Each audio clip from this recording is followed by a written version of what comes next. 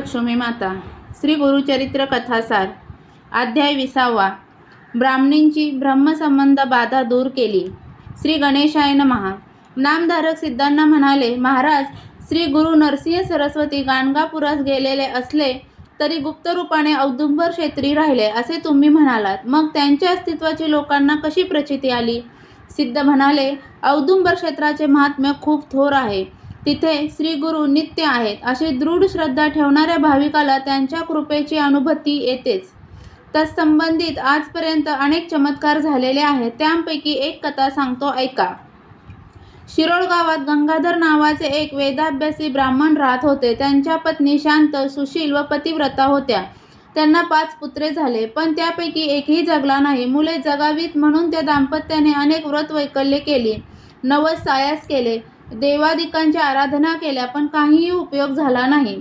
त्यामुळे ते दोघे अतिशय दुःखी असत. त्या गावात काही तपस्वी ब्राह्मण राहत होते. गंगाधर आणि त्यांच्या पत्नींनी त्यांची भेट घेतली.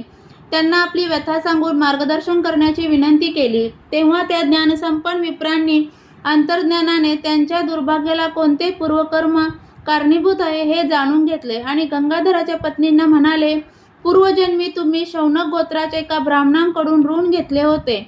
त्यांनी वारंवार मागणी करूनही तुम्ही त्यांचे द्रव्य परत केले नाही. त्यामुळे त्या धनासक्त ब्राह्मणांनी निराशेने आत्महत्या केली. ते पिशाच्य झाले असून तेच तुमचा गर्भपात घडवून आणत आहेत. ते ऐकून त्या शोक व्याकुळ झाल्या. त्यांनी त्यांचे पाय धरले व काकुळतीने विनंती केली. म्हणाल्या, महाराज, पूर्वकर्मांमुळे मी मातृत्व सुखाला मुकले आहे. ही वस्तुस्थिती स्पष्ट झाली आहे.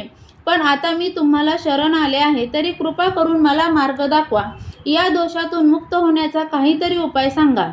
त्यावर ते द्विजवर्य म्हणाले, ब्राह्मणी, तुम्ही ब्रह्मद्रव्याचा अपहार केला, तसेच त्यांच्या मृत्यूलाही कारणीभूत ठरलात. म्हणून तुम्हाला दुहेरी पातक लागले आहे. त्यांच्या मृत्यूनंतर त्यांचे उत्तर कार्यही करण्यात आले नाही. ते तुम्ही करा, म्हणजे त्यांना पुढे गती मिळेल. श्राद्धाच्या निमित्ताने त्यांच्याच शौनक गोत्रात जन्मलेल्या एका ब्राह्मणांना 100 रुपये देऊन दान द्या, म्हणजे ब्रह्मद्रव्य अपहाराचा दोष जाईल. तत्पूर्वी कृष्णातीरी औदुंबर क्षेत्री जा. तिथे महिनाभर राहून उपास व्रत करा. त्या कृष्णा पंचगंगा संगमावर अनेक पवित्र तीर्थे आहेत. औदुंबराचा वृक्ष आहे. ते स्थान पावन गुरुपीठ आहे. तिथे औदुंबराची आराधना करा. तेथील पापविनाशी तीर्थात स्नान करून त्या वृक्षाला पाणी घाला. असे 7 वेळा करा. श्री गुरूंच्या चरणावर जलाभिषेक करा. नंतर काम्य तीर्थात स्नान करून गुरुचरणांची नित्य भक्तिभावाने पूजा करा. अशा प्रकारे महिनाभर आराधना करा, म्हणजे श्री गुरु नरसिंह सरस्वतीच्या कृपाप्रसादाने तुमचे सर्व पातक नष्ट होईल.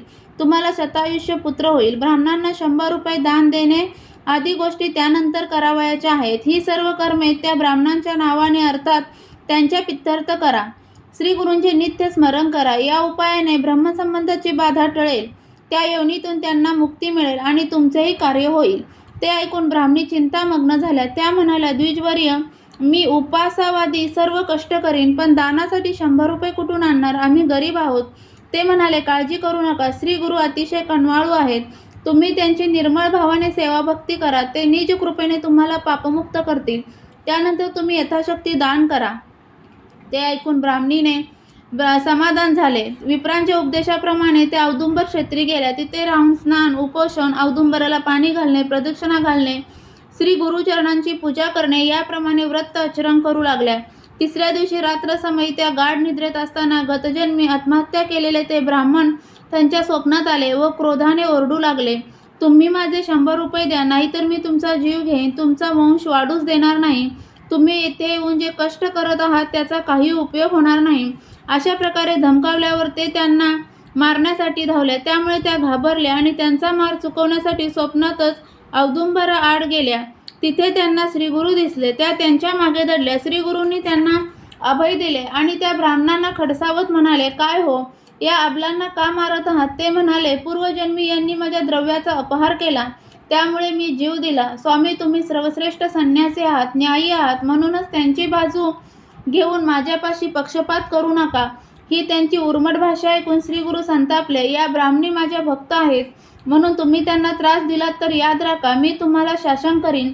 आता मी काय सांगतो ते ऐका, त्यातच तुमचे हित आहे. त्यायोगे तुम्ही पिशाच्य योनीतून मुक्त व्हाल आणि तुम्हाला सद्गती मिळेल. या तुम्हाला यथाशक्ती जे काही द्रव्य देतील त्याचा स्वीकार करा आणि यांना सोडून द्या. हे तुम्हाला मान्य नसेल तर निघून जा. यांचे कसे रक्षण करायचे ते मी पाहीन. तुम्ही परत आलात तर मात्र तुमची धडगत नाही. ते ऐकून ते ब्राह्मण वरमले. श्री गुरूंना वंदन करून ते म्हणाले, स्वामी, मला तुमचे दर्शन झाले.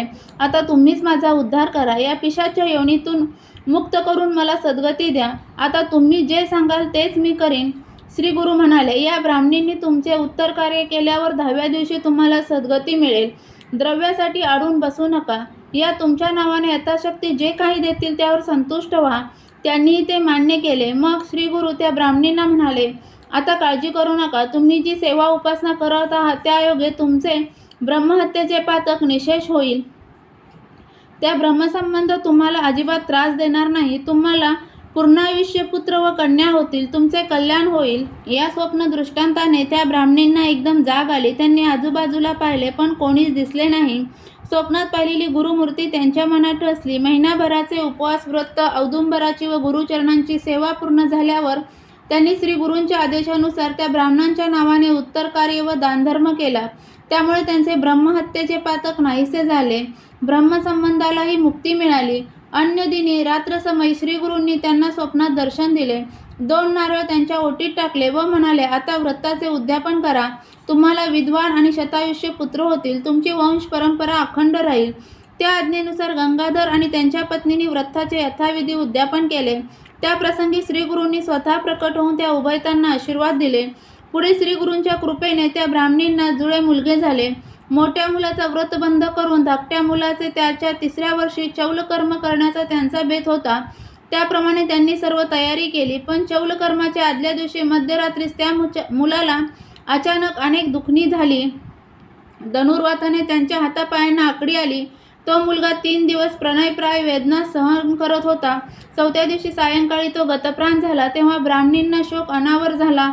त्यांनी मोठ्याने हंबडा फोडला व पुत्राचे गुण आठवून रडू लागल्या. गंगाधरांनाही रडू आवरेना. लोकांनी त्यांचे खूप सांत्वन केले. म्हणाले, विधिलिखित कोणालाही चुकले नाही. जे नशिबात असते ते घडते. हरिहरांचेही अवतार समाप्त झाले. तिथे आपल्यासारख्या सामान्यांची काय कथा. काळ बलवान आहे हेच खरे. ते ऐकून ब्राह्मणींना राहावेना. त्या म्हणाला, असे कसे होईल. ही माझी दोन्ही मुले औदुंबर क्षेत्री वास करणाऱ्या श्री गुरु नरसिंह सरस्वती स्वामी महाराजांच्या कृपाप्रसादाने झालेली आहे. ती दीर्घायुष्य व विद्वान होतील. हा त्यांचा आशीर्वाद खोटा कसा ठरेल. मी तर या पुत्रासह प्राणत्याग करणार आहे. गुरुवचनाला कमीपणा येत असेल तर विश्वास ठेवायचा तरी कोणावर. त्यापेक्षा मेलेले बरे. त्या श्री गुरूंना दोष देऊ लागल्या. म्हणाल्या, स्वामी महाराज, तुमचे वचन म्हणजे ब्रह्मवाक्य. ते कधीही असत्य होऊ शकत नाही असा माझा विश्वास होता. पण त्या विश्वासालाच आज तडा गेला आहे. मग मी तुम्हाला विश्वासघातकी का म्हणू नये. तुम्ही ध्रुवांना विभीषणांना वर दिलात. ही गोष्ट मी कशी खरी मानू. तुम्ही माझी उपेक्षा केलीत. माझ्याविषयी निष्ठुर झालात. लोक किती श्रद्धेने औदुंबर क्षेत्री येतात. जप, वंदन, प्रदक्षिणा व पूजनाने तुमची सेवा करतात. त्यांनी तुमच्यावर कसा काय भरवसा ठेवावा. भक्तांचा अंगीकार करून त्याचा त्याग करणे हा कोणता धर्म म्हणावा. वाघाला भिवून गायीने एखाद्याला शरण जावे आणि त्यानेच तिचा घात करावा. तसेच घडले आहे. तुमची कीर्ती बुडाली. आता तुमची कोण भक्ती करेल. आणि पुत्रनिधनाचे शल्य घेऊन मी तरी कशाला जगू. त्यांचा शोक अनावर झाला. मुलाच्या प्रेताला कवटाळून त्या रात्रभर रडत होत्या. सकाळ झाली. प्रेतावर पुढील संस्कार करण्यासाठी मंडळी जमली. सर्वांनी त्यांची समजूत काढण्याचा खूप प्रयत्न केला. ते म्हणाले, प्रारब्धाचे भोग ब्रह्मादिकांनाही चुकले नाहीत. आता स्वतःला आवरा. मुलावर अंत्यसंस्कार करू द्या. तेव्हा त्यांनी मुलाचे प्रेत आपल्या छातीशी बांधले व मोठ्याने रडत म्हणाल्या, याला जाळा. त्याच्याबरोबर मलाही जाळा.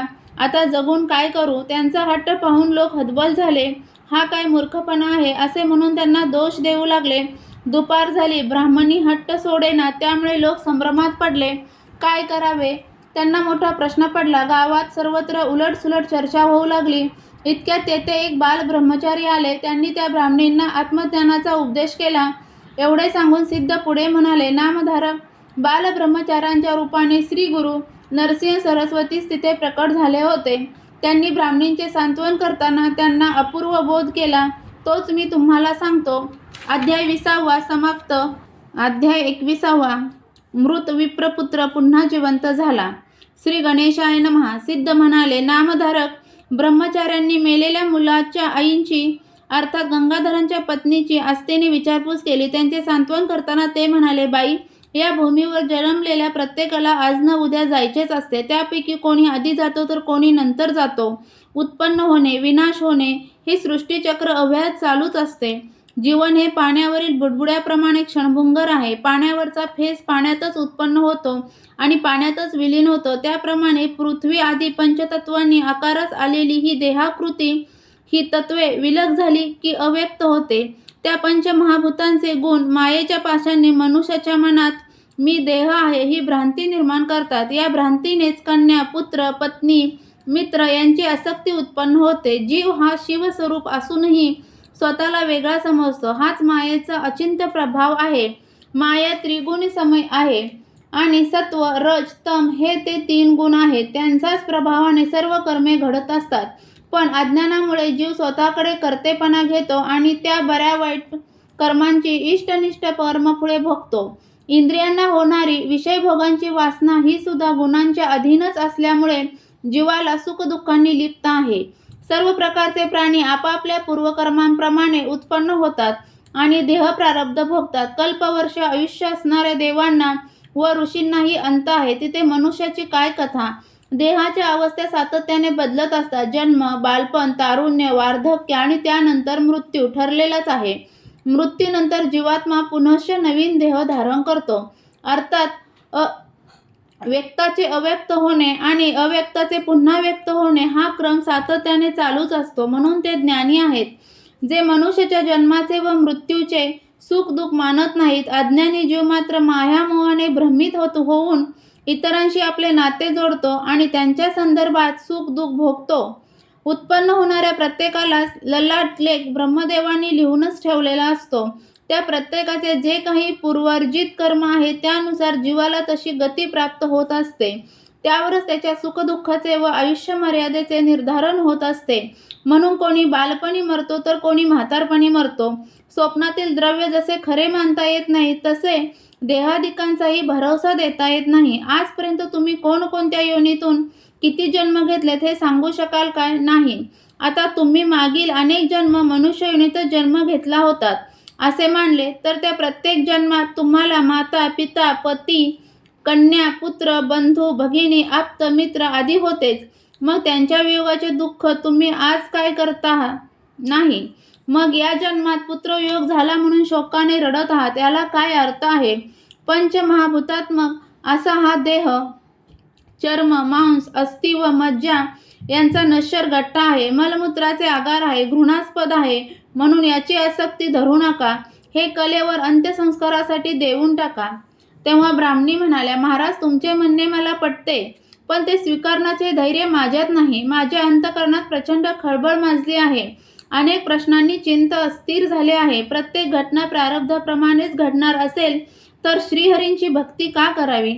परिसाच्या स्पर्शाने लोखंडाचे सोने झाले नाही असे कधी घडले नाही. त्याप्रमाणे संत महात्म्यांच्या वचनांनाही आजपर्यंत कधी उणेपणा आलेला नाही. आजारी मनुष्य बरे वाटण्यासाठी प्रारब्धावर विसंबून राहत नाही. तो वैद्याकडे जाऊन औषधोपचार करतो. औदुंबर क्षेत्री निरंतर वास करणारे नरसिंह सरस्वती स्वामी महाराज म्हणजेच त्रिमूर्ती दत्तात्रयांचा अवतार. श्री गुरु म्हणजेच भवरोगावर उपचार करणारे निष्णात वैद्य. त्यांना शरण गेल्याने आमचे दुर्दैव सरेल म्हणून आम्ही त्यांचे पाय धरले. त्यांची मनःपूर्वक आराधना केली. त्यांनीही मला अभय दिले. तुमची संतती ज्ञानी आणि दीर्घायुष्य होईल असे वरदान दिले. त्यामुळे मी निश्चिंत झाले. पण त्या विश्वासालाच आज तडा गेला आहे. श्री गुरूंचे वचन खोटे ठरले आहे. आता कोणावर विसंबवायचे? त्यापेक्षा मेलेले बरे. म्हणून मी प्राणार्पणच करणार आहे.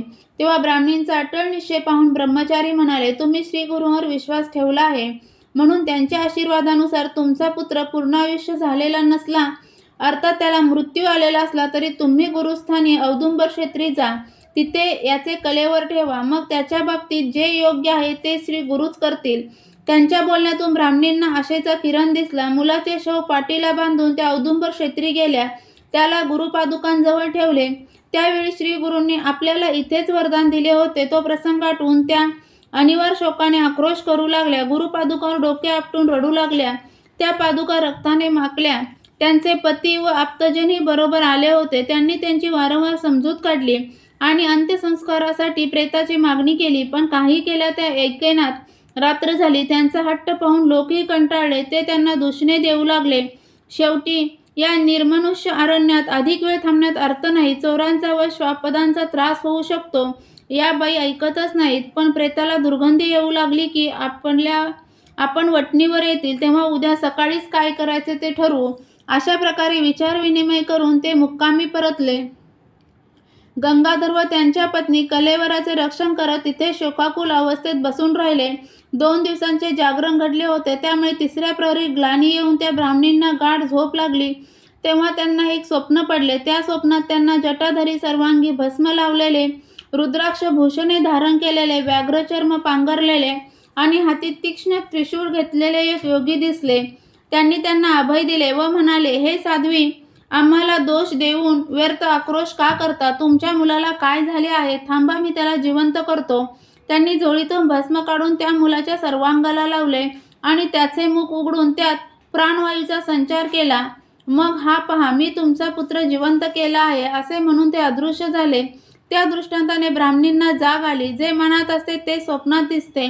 आपले दैव खोटे, तिथे श्रीगुरूंना काय दोष द्यायचा असे म्हणून त्यांनी मुलाच्या प्रेताकडे दृष्टी टाकली तर काय आश्चर्य, ते कलेवर किंचित हालचाल करत होते असे त्यांना दिसू लागले. त्या घाबरल्या. त्यांच्या मनात या प्रेतामध्ये भूतसंचार झाला की काय अशी कुशंकाही येऊ लागली. तोच मुलगा उठून बसला. दुडदुडू धावत येऊन त्यांना बिलगला व म्हणाला, आई, मला भूक लागली आहे, दूध दे ना. ते पाहून त्या पतीपत्नींच्या डोळ्यावर विश्वासच बसेना. ती उभयता थक्क होऊन त्याच्याकडे पाहू लागले. त्यांनी त्याला छातीशी कवटाळून अश्रूंनी न्हाऊ घातले. त्या सुखाचे काय वर्णन करावे. ब्राह्मणींनी मुलाला यथेच्छ स्तनपान दिले. त्या समयी श्री गुरूंबद्दलच्या कृतज्ञ भावाने त्यांचे अंतःकरण भरून आले होते. त्या दोघांनी औदुंबराला प्रदक्षिणा घातली. श्रीगुरूंना वंदन करून त्यांची अपार स्तुती केली आणि निष्ठुर बोलल्याबद्दल क्षमाही मागितली. मग गंगेमध्ये स्नान करून रक्ताळलेल्या पादुका स्वच्छ धुतल्या, त्यांची पूजा केली, दीप लावला आणि औदुंबराला पाणी घालून ते भक्तिभावाने गुरुभजन करू लागले. तेवढ्यात सकाळ झाली. आप्तस्वकीय विप्रमंडळी प्रेतावर संस्कार करण्यासाठी तिथे आले. गंगाधरांचा मृत पुत्र जिवंत झालेला पाहून त्या सर्वांना मोठे आश्चर्य वाटले. श्रीगुरूंचे अगाध महात्म्य जाणून त्यांनी आनंदाने जय जयकार केला. सिद्ध म्हणाले, नामधारक, असा आहे गुरुस्थानाचा महिमा. औदुंबर क्षेत्री श्रीगुरू नित्य वास करतात. त्यांच्या चरणी दृढ भाव ठेवून त्यांची भक्ती करावी. औदुंबराला पाणी घालावे, प्रदक्षिणा घालणे, गुरुपादुकांची पूजा करणे, ग्रंथ वाचन, ब्राह्मण संतर्पण, दानधर्म, जप, होम, हवन या गोष्टी श्रीगुरूंच्या प्रित्यर्थ करणे ही गुरुसेवाच आहे. या सेवेने श्रीगुरूंची प्रसन्नता लाभून भाविकांचे सर्व इष्ट मनोरथ पूर्ण होतात. औदुंबर हे त्रिभुवन कीर्तीचे गुरुपीठ आहे. इथे केलेली उपासना तात्काळ फलद्रूप होते. भाविकांना चारही पुरुषार्थ साध्य होतात. अध्याय 21 समाप्त. श्री गुरुचरित्र कथासार यातील 20 व 21 अध्याय वाचनाने किंवा ऐकण्याने मिळणारी फलश्रुती म्हणजे संततीवरचे गंडांतर टळेल. म्हणजेच आपल्या संततीवर येणारे अरिष्ट किंवा प्राणसंकट असेल तर ते टळेल. संततीचे आरोग्य चांगले राहील. श्री गुरुचरित्र कथासार यातील अध्याय तुम्हाला ऐकायला आवडत असतील तर चॅनलला सबस्क्राईब करा, व्हिडिओला लाईक आणि शेअर करा. तसेच चॅनलवरचे जे बेल आयकॉनचे चिन्ह आहे त्यावर क्लिक करा, म्हणजे माझे व्हिडिओ कधी येतात हे तुम्हाला लगेच समजेल. व्हिडिओ पूर्ण ऐकल्याबद्दल धन्यवाद.